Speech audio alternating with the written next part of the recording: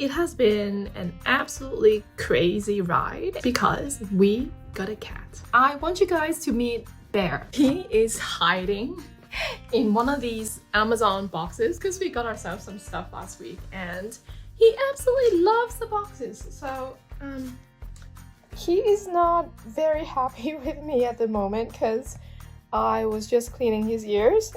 He is the second furry kid in our family in addition to our dog Buddy. And say hello, Bear.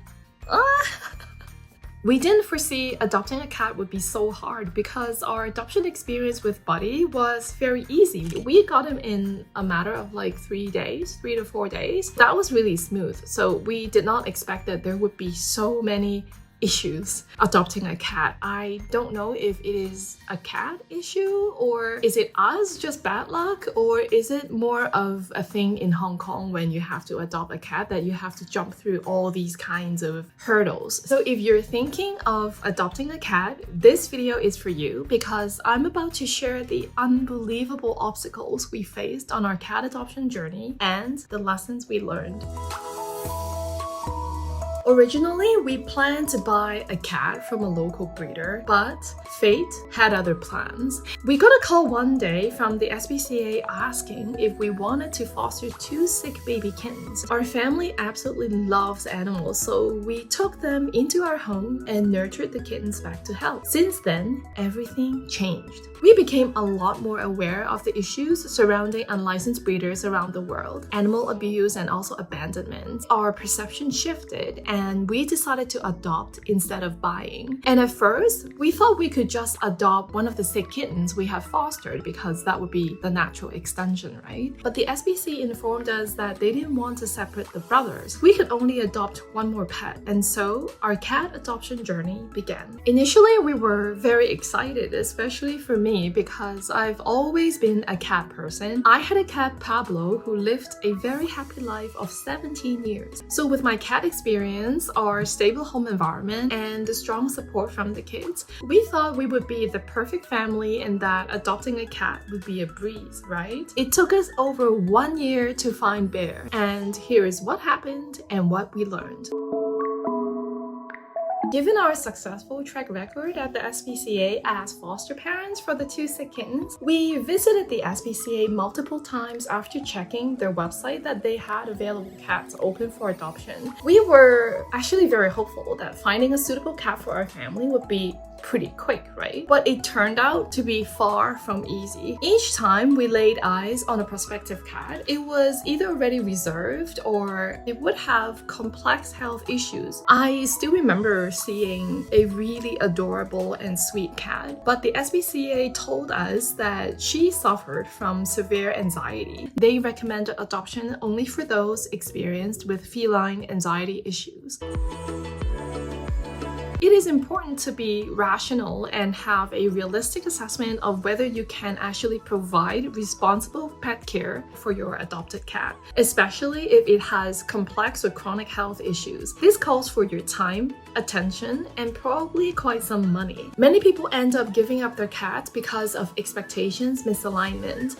If you have doubts, then don't adopt. If you've already adopted and realized your resources may not be sustainable due to changing circumstances, the first line option is to explore if any of your animal-loving family members or friends would be interested to foster your cat while you sort out your situation.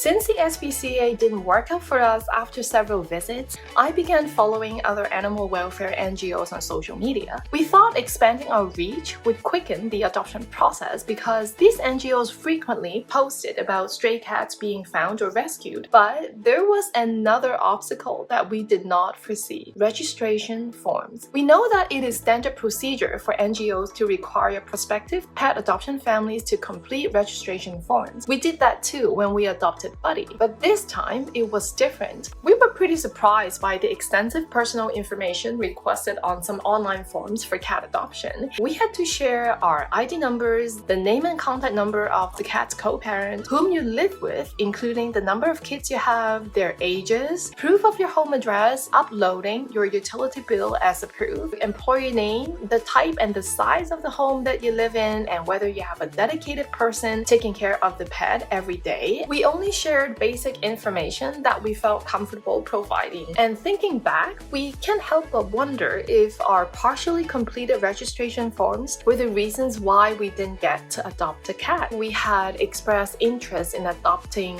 perhaps 3 cats on 3 separate occasions, but every time it was either radio silent for weeks, or when I followed up via text or phone, I was told that the cat had already been adopted. Don't feel obligated to share all of your personal information requested by NGOs or local shelters right off the bat, especially if it is not a well-known organization, or if you haven't read or you do not understand the privacy clause, which is usually in extra small print if it is even available. For me, it only makes sense to share information on a need-to-know basis once you know you're being seriously considered as an adoption pet parent. Some NGOs may even require home visits. My advice is to do what makes sense to you. Do online research and don't be afraid to ask questions. If you have to jump through unreasonable hurdles to adopt a cat and you don't feel comfortable with the process, the cat is probably not for you at this time.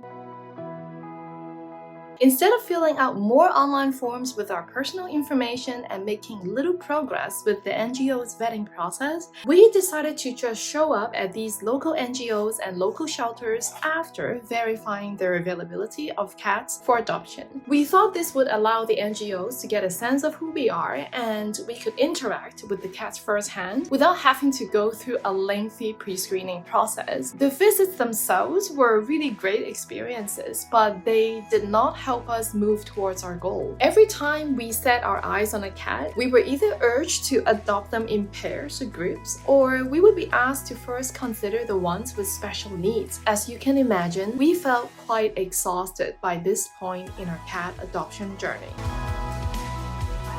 Paying physical visits to NGOs and local shelters is probably the most efficient and effective way to adopt a cat. It is always best to make an appointment so you can meet with the people who are actually knowledgeable about the cat and can tell you their backgrounds and personalities. One shelter we went to had a couple of staff on site, but they didn't know much about the cat at all because they were only running the shelter and didn't spend a lot of time with the cat.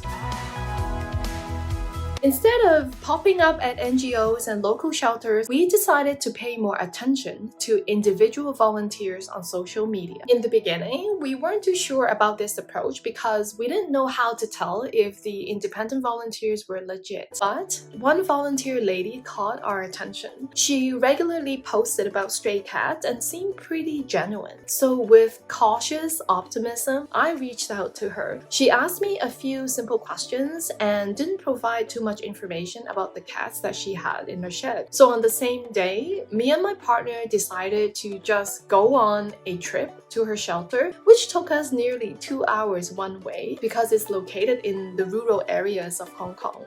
When we arrived, we were very surprised to see over 50 stray cats in her shed. The hygiene there wasn't ideal and it was quite chaotic, but that was also when we saw Bear. He was very affectionate and we were informed that he hadn't undergone any medical checks, vaccinations, or neutering. We agreed with the independent volunteer that we would take Bear home first and adopt him if he was healthy after the first vet visit. The vet said Bear seemed relatively healthy, but he required a course of antibiotics and would need a simple follow-up visit. We trusted the vet and we also trusted the volunteer who was actually with us in the room with the vet. So without much hesitation, we took Bear home, totally unaware that his health would become an even more challenging journey for us. I will share a little bit about this at the end of this video for those who are interested.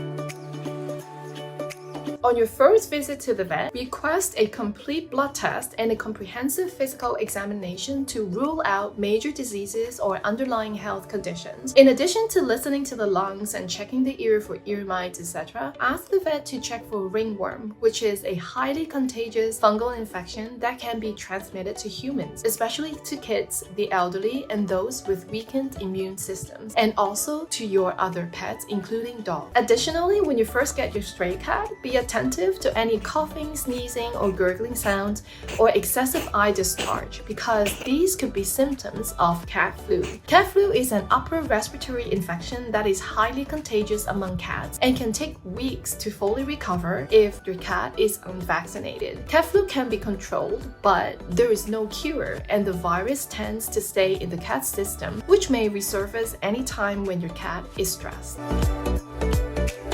Thinking back on our cat adoption process and the amount of online research we've done, it appears that many highly qualified individuals and families have faced similar challenges in adopting a cat in Hong Kong. On one hand, NGOs and animal shelters are desperate for people to foster or adopt animals, but then they often come across as inflexible and very selective, which limits the pool of qualified prospective adopters who genuinely love animals. I wonder if this is a unique situation just in Hong Kong, or is this also the case in other cities and countries? Our difficult cat adoption journey in Hong Kong still baffles us, and we still question the fairness, scientific approach, and transparency of the cat adoption process here. For example, the information shared on pet adoption registration forms doesn't necessarily tell you the prospective pet parent's willingness to care for a cat, their capacity for love, or their long-term commitment to a companion animal. It would be unfair to judge applicants solely based on the size of their home, financial status, or the amount of time spent at home, because these checkboxes only form part of the overall picture. Many loving and dedicated pet parents don't live in large homes, especially in vertical cities like Hong Kong. Some people may have demanding work schedules, but they may have the support of nearby family members or friends who can help with pet care. Some individuals may not have high-paying jobs, but they may be more willing to invest a big portion of their income toward the well-being of their pets. And about adopting cats in pairs or more, yes, it is preferable for cats to stay with their siblings or companions, but if separating them means that each cat can find a loving family and a forever home, wouldn't that be a better choice than keeping them together in an overcrowded shed or small cage, uncertain of when they will be adopted as a pair? NGOs and independent volunteers should move beyond a fixed set of narrow metrics to match stray animals with loving homes. In addition to asking about home size or financial status, more meaningful questions should also be asked to manage expectations and educate the public. These could be: how committed are you to caring for your pet as they age or become ill? Are you aware of the costs associated with pet ownership, including food, medical expenses, including regular vaccinations and dental procedures, pet insurance, if you want to buy one, toys, and boarding or pet sitting services? What percentage of your monthly income are you willing to invest in responsible and holistic pet care? Will shedding be a major concern for you or your family members? Will it be problematic if the cat is active at night or likes to talk? If you move to another city or country, are you willing to take your cat with you? These are just a few practical questions that you need to think about if you want to adopt a cat or any other pet. We discovered that Belle has been having quite a few health issues. These include dental issues, which the vet noticed at our first visit. He also has ringworm, and we didn't know that. We initially thought was a small insect bite on his face. The volunteer told us that it was nothing to worry about, but now those bites have actually moved up to his ear. This meant we had to quarantine Belle and make him wear a pet collar to stop him from scratching himself. All these changes caused him stress, and he started to show cat flu signs. So we're now dealing with a pretty serious cat flu, which the vet originally thought was asthma. We have visited 2 different vets 6 different times within 6 weeks, and Belle is currently on his 4th course of antibiotics. He also just started antivirals in hopes that it can suppress some of his cat flu symptoms, which gets pretty bad sometimes. At this point, all we can do is to remain patient, provide him with supportive care, and lots of love. Pets are companion animals that become part of your family for life. It is crucial to ask yourself if you're willing to become a responsible pet owner and provide love and support to your pet in sickness and in health.